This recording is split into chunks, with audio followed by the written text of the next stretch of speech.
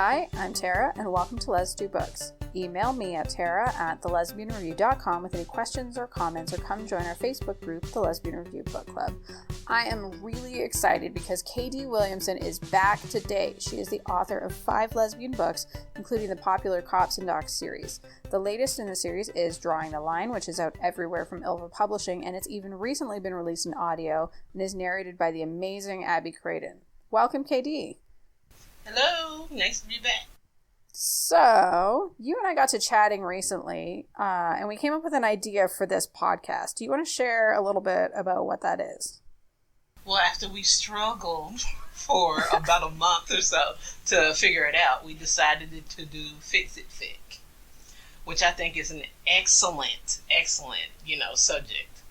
Because I talk about it actually in one of my books. So, for people who aren't familiar, what is Fix It Fic? It's where, like for instance, I know not everybody plays video games or anything like that, but I think a good, bit of the lesbian community is familiar with Mass Effect 3, where Shepard dies at the end, and from there spawned a shitload of fan fiction where they changed the ending to where she lives and happily ever after, or if people have seen The 100, and Alexa dies in season 3. So there have been people who have redone season 3 in fanfic, where she doesn't die and she just goes on and they live their best life, so to speak, with the person they were involved with. So it's various fandoms, I think, that do that. And I would even say it doesn't even have to be a death. It can be where you have that character marry off to a man, where when they had subtext between two female characters, as we typically call, kind of bury your gay type situations, or just kind of dragging us along to make us watch the show. So it can be applied to that scenario as well. And as we know, various shows have done that. So we have Once Upon a Time, we have Rizzoli and Isles, Warehouse 13, they've done it too. My God, what show hasn't, really, Well, I think even Will and Grace recently did it with Karen. There was some stuff about how she got a girlfriend, and it's Samira Wiley. And I heard about that. Yeah, and all the queer ladies online got so excited, and then they walked it back, and she said, no, I'm straight, I'm not bisexual. And so hopefully there's going to be some fanfic that fixes that too. Oh my God, it reminds me, every time I hear about something like that, there was this movie I saw a couple of years ago called Love Story. Have you ever heard of it? I don't know, maybe? It starts off with these two best friends reconnect, through some circumstance. I can't remember what the circumstance is. And they kind of start gravitating toward each other. And they become a couple for a little bit of time. Then one of them has to go back to where she lives. And they just kind of lose contact. And so then one of them is getting married. And so years later, she contacts the friend that she used to have sex with and says, I want you to come to my wedding. And so she comes to the wedding, and it's just like all this angst about, oh, why didn't you call me? And you didn't call me. and how it ends up is that she just gets married. Oh. There's just no point. It was just no point in it. Yes, she was bisexual, we called that, but I didn't get what the whole point of the movie was. It was just to kind of drag you along and make you watch it to a point. And then you just kind of, at the end, you just kind of go okay. Mm-hmm. Okay. Mm-hmm. Yeah, it was very odd. Very odd. So yeah, the media really lets us down, and it's really frustrating sometimes, as queer women to watch media, and we think yes, finally we're going to get that positive representation, and sometimes it comes through, but often it doesn't, and thank goodness for all the tireless fanfic authors out there. Yes. So do you have some examples that you want to share? Yes, I used to be a huge fan of Once Upon a Time, the first few seasons. I thought, this is a very creative show. There's so many ways that could go with it. It's innovative. And the two female leads, Emma and Regina, had such great chemistry. And it was just so much hate and the staring, and there's got to be something underneath there. I mean, I don't know many people that get that close to each other, and you can just feel the chemistry between them. And so that's an example of queer baiting, and that's an example of the producers and the directors saying, "Oh, all that was incidental. We didn't mean to do that." After they had gained a huge lesbian following, I mean, huge. So for about, I want to say, the first 3 seasons, maybe 4, it was kind of back and forth, just them being in each other's space, that kind of thing, and the eye fucking, and all kinds of things. It was just crazy. And so from that, just spawned fanfic.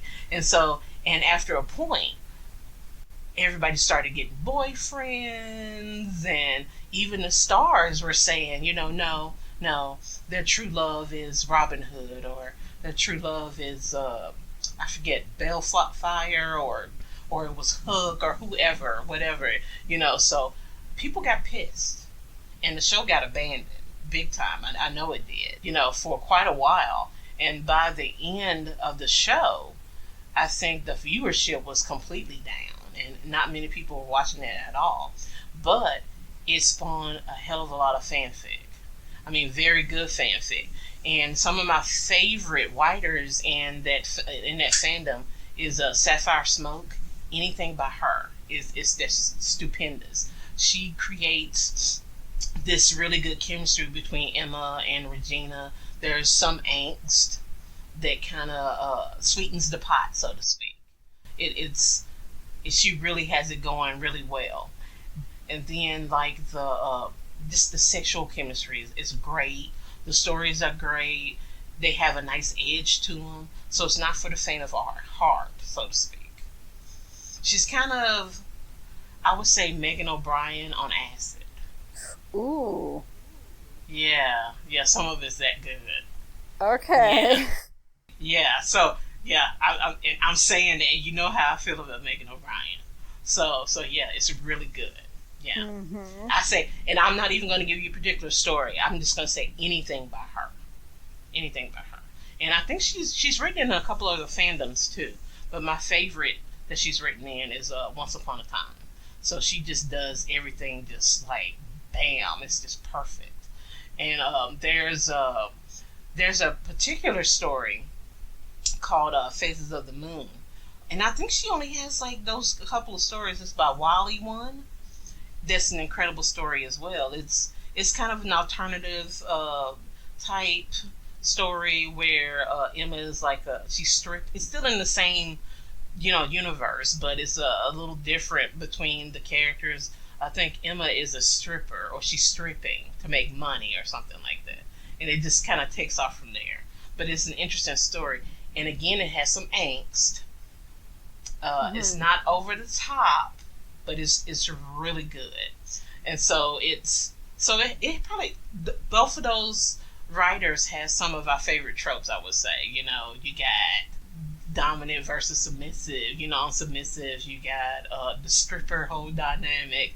And then there's one that has a college professor student, that's really good, about Miss Cantaloupe. I would say that's my favorite story in the fandom. If I were to talk about all the ones I've read, I've come back to that one probably time and time again. And I think the last time I read it was maybe 6 or 7 months ago. It's called Butterfly Effect. That's my favorite one. And I'm giving all these titles because I want people to go read them. But if you don't like them, you can email and fuss at me about it. But they're really good stories.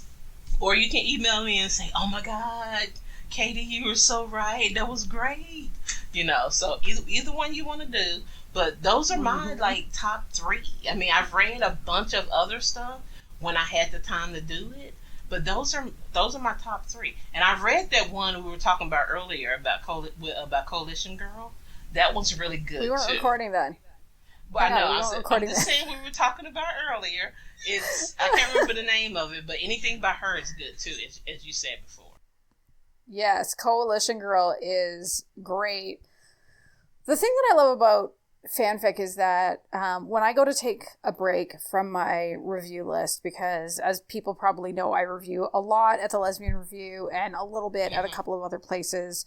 And sometimes I don't feel like writing 500 words about something when I'm done reading it. And I can go to Archive of Our Own and I can say, as I did that day, I feel like reading a coffee shop story that has two women in it. And it brought up a Once Upon a Time story. And I was like, I haven't watched this show, but I really like this story.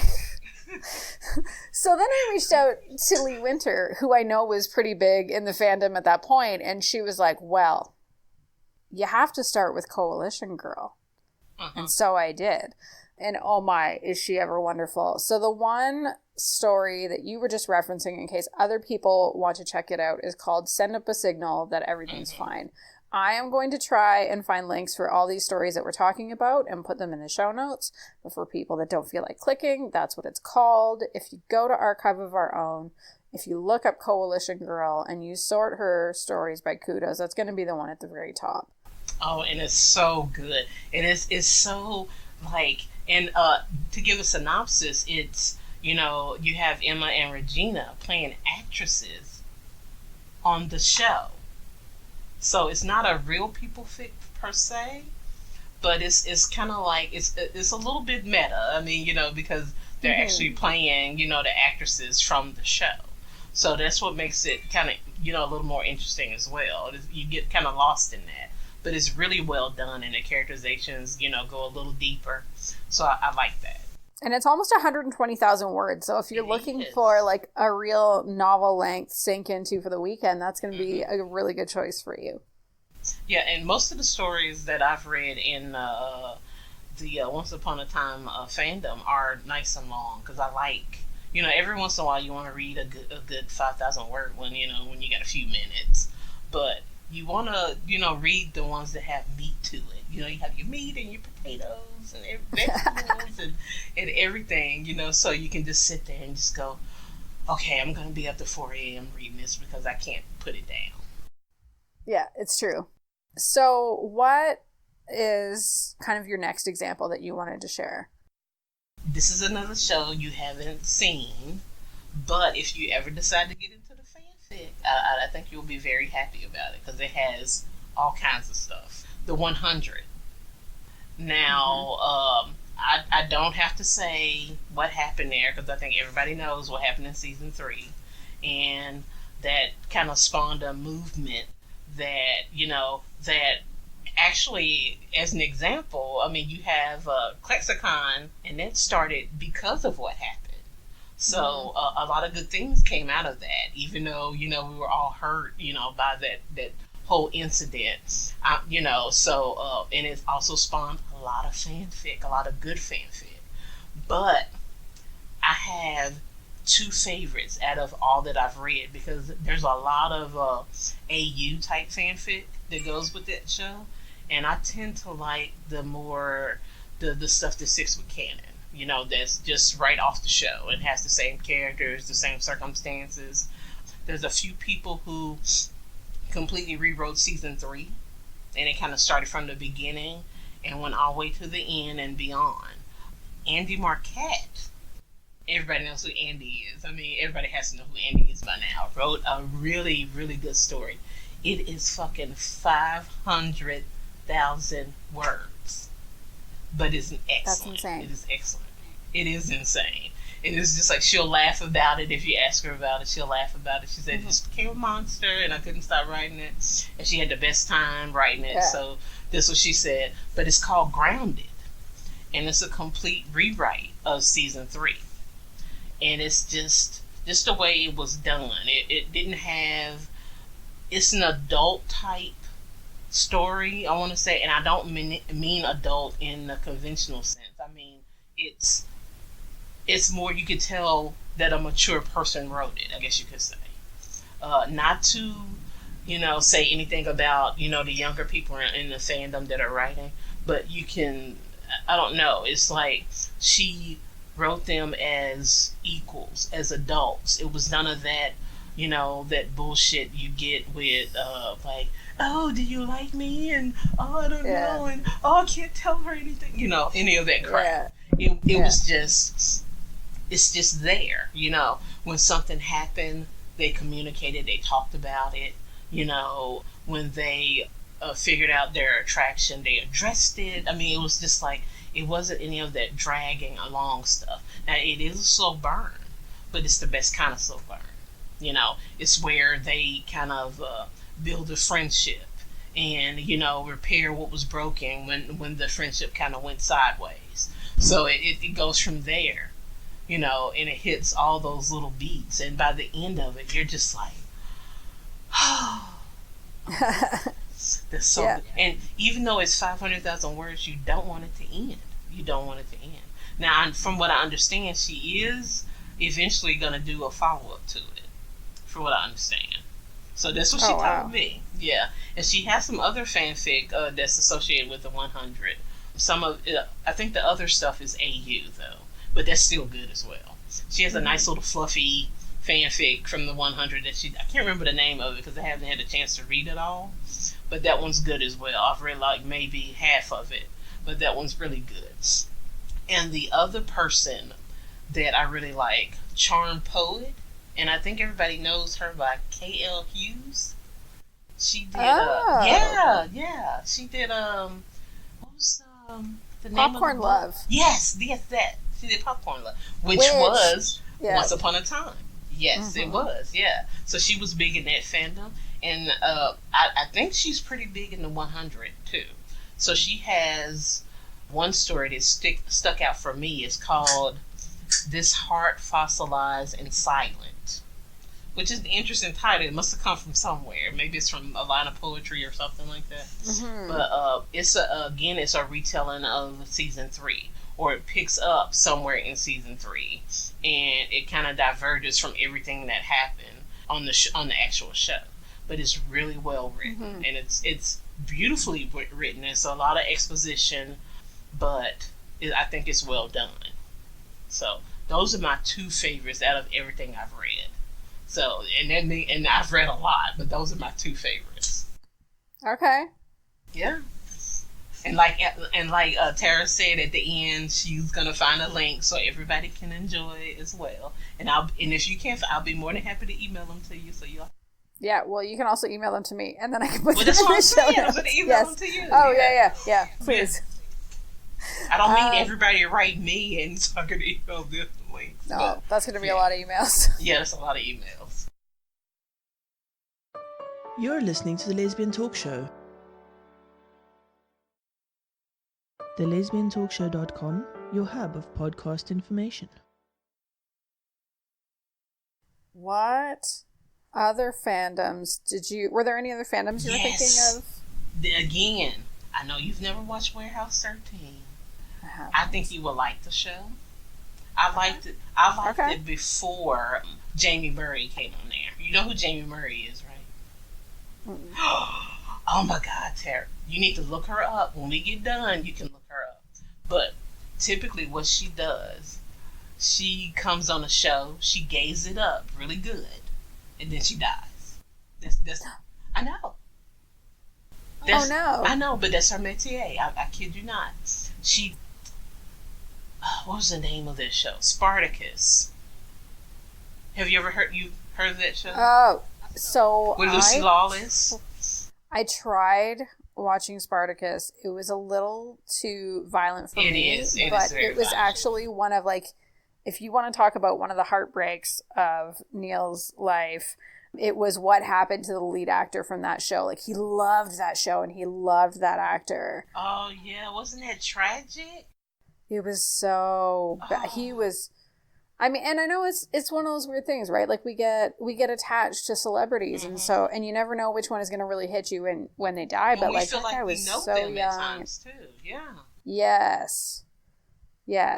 That was sad. So I saw some of it, but was like, it was too violent for me. It is. Yeah. But it's just like, if you can get past that, I'm a Game of Thrones fan, so, violence doesn't bother me at all. But if you can get past that, just the drama and the story involved in that show. But the very first, it was a prequel to the actual show of Spartacus. It was a prequel season with Lucy Lawless and Jamie Murray. So what she did, she gave it up, and then she was murdered. So, but that's what she does. And she appeared on Warehouse 13 as H.G. Wells, which was a nice little flip, because, everybody knows who H.G. Wells is. So they did a nice little flip. I commend them for it. I'm going to applaud. That was very nice.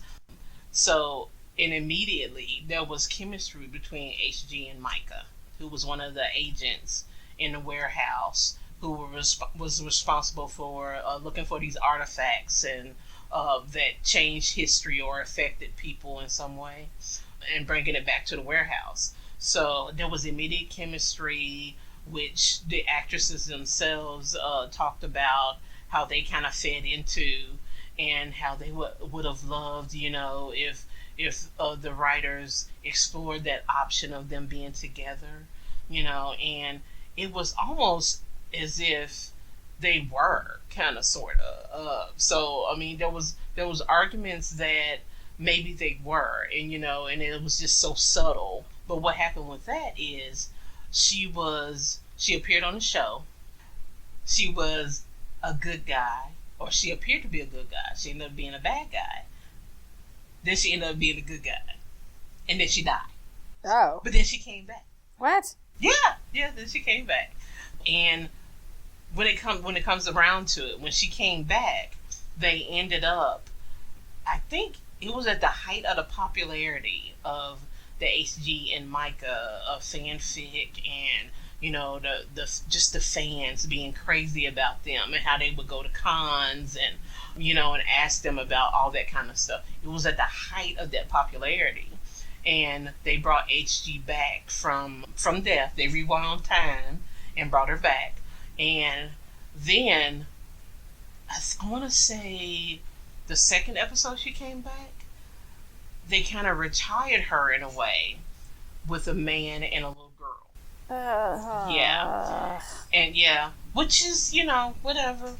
So it's just like, just to kind of dump that chemistry or whatever. They just kind of dumped it right there, and they got rid of it.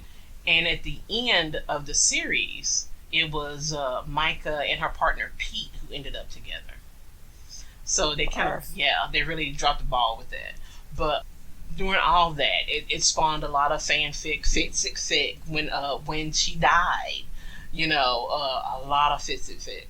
So I had some favorites. MJ Duncan, which she writes professionally as well. I'm sure everybody knows who she is. But she got her start in fanfic. She's written for, my God, Glee. I think she did some Once Upon a Time, if I remember correctly. I don't know.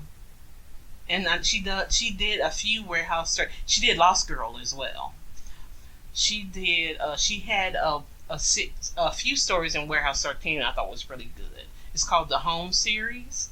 It's just a series of short stories that they all go together, and they kind of meld together in like a beautiful collage. I mean, it's just like, it's like after you read them, it's like having a Snickers bar or something. Like when you're hungry, you just kind of eat it and you're just like, okay, that was a good snack, So she's really good. And there's a story by Gainesm, spelled exactly how it sounds, called Accidental Tourist.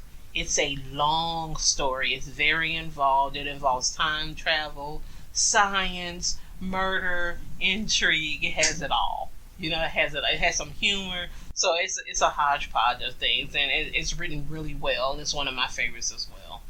I think I'm trying to pronounce her thing right. Winged Mammal has some good stuff. It's winged_mammal. She has some really good stuff. Red Lance Fembuck, who I think everybody will remember from the Buffy fanfic universe. So she was very prolific in Buffy. So, but she did Buffy. She did True Blood. She did. She's done quite a, and I think she has some. She has some really good Twilight fanfic too, with Alice and Bella. Really good stuff.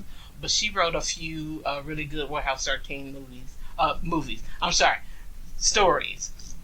And here's my surprise. You remember that story I found with Andi and Miranda by Space Much? You remember that story? Not the second one. The first one that was really good. That we were like, oh my god. Yeah, the first one was great. Yeah. What was it called? Was it the second one that was called Pure Shores? Yeah, that was really angsty and that story was fucking painful. Yeah. It was really well written. It was really well written, but like I actually experienced pain because of the level of angst. Yeah. I know. Yeah. And I haven't read it, so it could be angst as well. But she wrote Warehouse 13, a story called Changing the Rules. So I was like, oh my god, I didn't know she wrote. So I put it in my bookmarks, when I can get to it, I'm gonna go back and read it. It's like a mid-length story, so I'm kind of curious about that one. But I know she writes really well. But yeah, and there's just so much to read in those fandoms, that people could get lost there. There's somebody on Twitter that called it, "Oh, I'm not going down that rabbit hole," and that's what it is.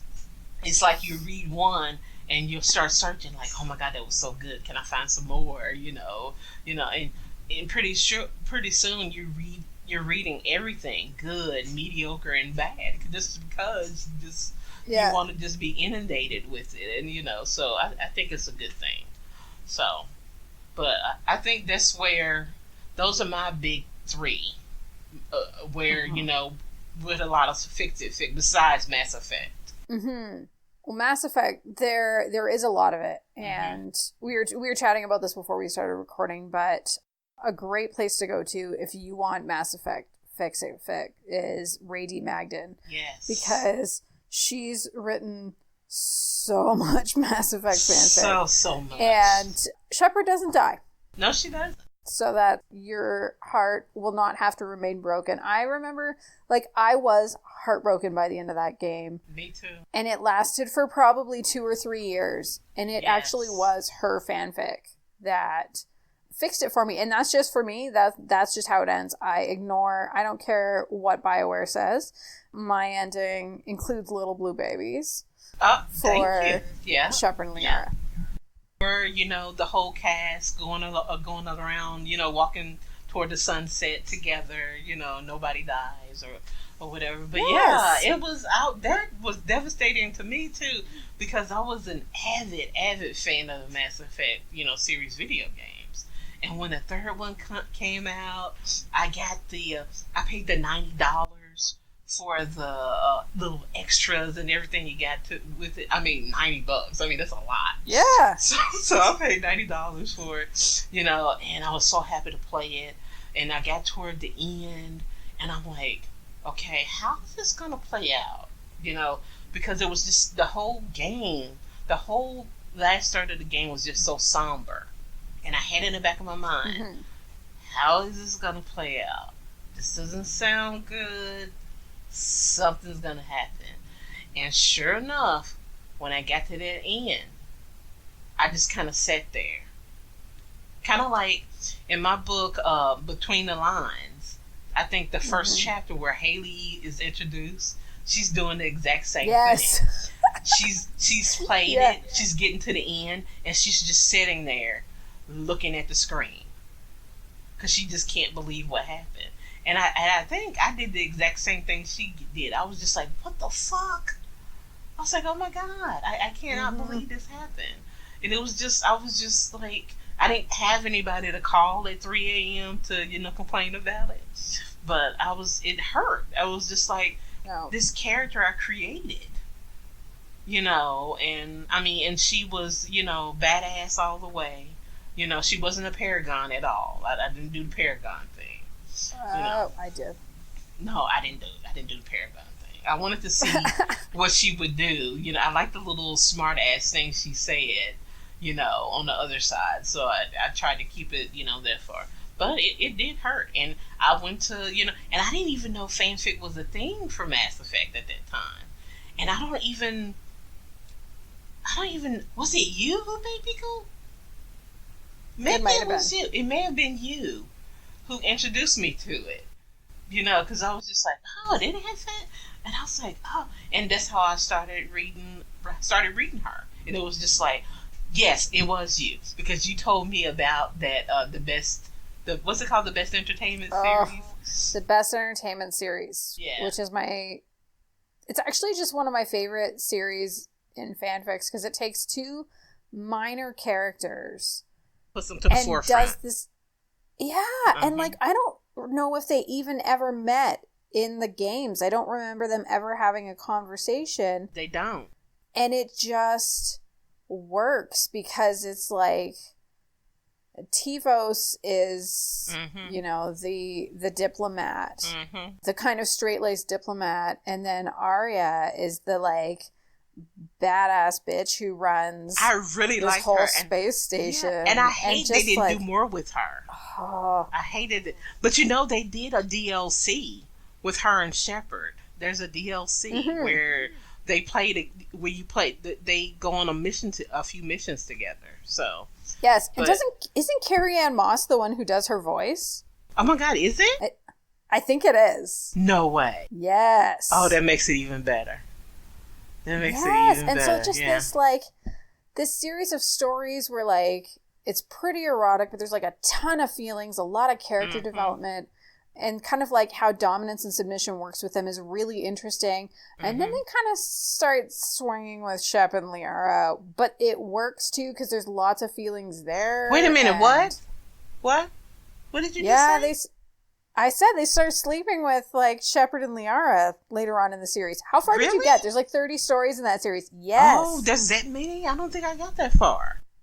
It's really interesting. So it almost because they're basically poly, but they're not open with. It's not like they're open with everyone or anything like that, and it just ends up being this special relationship between the four of them where Shepard and Liara remain primaries and Arya and Tivos remain primaries, but there's something special that they're all kind of able to offer each other that wouldn't be available otherwise. It's beautiful and filthy. Really? Beautiful. I'm going to have to go back and read this then. Yeah, you are. I didn't know that. I didn't know she had continued the series, actually. Oh, yeah. I didn't know that. Huh. I'm going to write that down and put that on my list. Some of the stories are very short. Some of them are quite long. They're all... It just works for me. And then eventually, they have kids, and it just... Oh, my God. I've missed a lot. Yeah. This damn writing thing that I do makes me miss a lot. Damn it. Except you have to keep writing because I really like your stories. Well, I'm working on it. I'm working on it. So I'm in the middle. I'm editing right now. So. I think one other fandom that I want to give a nod to, and it's kind of funny that I'm going to do this because I haven't watched that show either, but there are people who are going to want to know, if you are a Supergirl fan, there are tons and tons and tons of fics out there because that is a notoriously bad show for queerbaiting, and even some of the actors got kind of shitty on camera at one point about how those two characters are never going to get together. Yes, they sang a song. They sang a song. I remember seeing that on video, and it's just I can't remember what con it was, but it was just on video. Just they're not together. They're not, we know they're not together. I mean, it's just the fact. And I remember one of the major people in that ship, the one who plays Lena, she was the only one that was kind of sitting there this probably, she had this look on her face this is probably not the best of ideas. And it really hurt a lot of people. So, I mean, and I know, don't get me wrong, and I know fandom can be toxic at times. I know it can because, it just happens. But, I think a lot of times people forget that there's actual human beings behind it.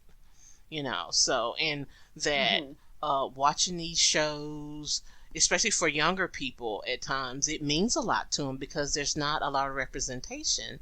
And it helps them in a way to see people that maybe look like them or struggle like they do, and so to them it's like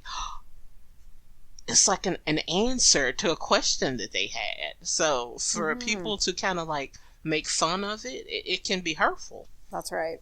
So, but yeah, there's a shitload of fanfic for Kara and Lena, for the original ship, for Kat and Kara, so, which is still my favorite one. There's something about that dynamic. I don't know. Oh, Victorium has some good ones. Oh, yes, she does. Do you know that she wrote some Once Upon a Time fic too? I need to check that out. It's on fanfiction.net though. Oh, okay. Yeah. Okay, I'll go find it. And I think it's her. It's the same name, unless somebody else used that name. But it's Once Upon a Time. I was like, oh, I didn't know she wrote that. Yeah. Yeah. Well, and she did some under Victorium, and I think some under Dame Lola. But for people who are into the Super Cat fic, she did a pretty amazing one that got turned into an original fiction novel, also with Ilva, which I'm saying really slowly because I'm trying to remember the name of the book. The Music in the Mirror. Thank you, by Lola Keeley. You're welcome. You're welcome. That was one of my favorite books of last year. It was an alternate universe story set in the world of ballet, and I highly recommend go get the published one. And I still haven't read the published one yet. I still haven't read it. I know. I need to. Have you read any of her other fanfic? Yes, I've read some of her Devil Wears Prada, of course, because that's just my jam. I think that's most of what I've read. She's written she has some really good Supergirl short stories. And I mean, all of her Supergirl stuff is really good. And she has a wicked sense of humor as well. So, I mean, it kind of shows you that. So, Lola, if you listen to this, I'm very much complimenting you right now. So, but yeah, it's her stuff is, I think, to me, she's like the queen bee of the Supergirl fanfic, in my opinion. I mean, she's like the one I hold the highest. She's like, it's like I think I have three writers in that fandom that I hold up, way up to the top. And if I come across anything new from them, I'll read it. So, but yeah, tons of stuff. If you like Kara and Kat, or if you like Kara and Lena. And I know there's Maggie and Alex, a lot of Maggie and Alex fanfic too. And we know everybody who watched the show was heartbroken about the breakup, the weirdness that was. I mean, with the whole all of a sudden I want kids thing, and all of a sudden, I don't like kids, so we have to break up, which made no sense. I mean, I think I stopped watching for a while. I don't think I saw that season at all, as a matter of fact, because there was so many rumors around that they were saying that that's what they were going to do. And so I was like, I don't even want to see it. I'm not going to watch it. So I have to say this season is a lot better, though. That's good. Yeah, it's a lot better. But yeah, it's tons of fic. And there's even, I think there may even be some fic for Alex and Lena. That could be an interesting combination. I don't know. We'll have to go look for it. Yeah. I think they have a lot of stuff. I mean, everybody has their own thing, and you can pretty much find it on AO3, whatever your thing is. So yep. So, but yeah. So I, and I like it. I think they seem to, even though there's still some chemistry between Kara and Lena, they don't spend a lot of time together though. So I think they've kind of separated that a little bit, and they're trying to kind of gloss it over, because they don't. I mean, when they do, they have some really good, chemistry between them when they do, but they're not on screen a lot at all. So, and I think they're going the way of Once Upon a Time, when they they kind of permanently separated Emma and Regina, and that whole speculation between them by, oh, your true love is Robin Hood, and oh, your true love is that douchebag Hook. I mean, that greasy guy. I mean, it's just like, ugh. No. I was like, ugh. I'm not here for that kind of fuckery. Oh, it was awful, no. Tara. And don't even get me started on, you've never seen the show, but at the beginning, when Emma was Emma, I'm using air quotes, everybody. When Emma was Emma, she had her muscle shirts, her leather, her leather jacket and everything.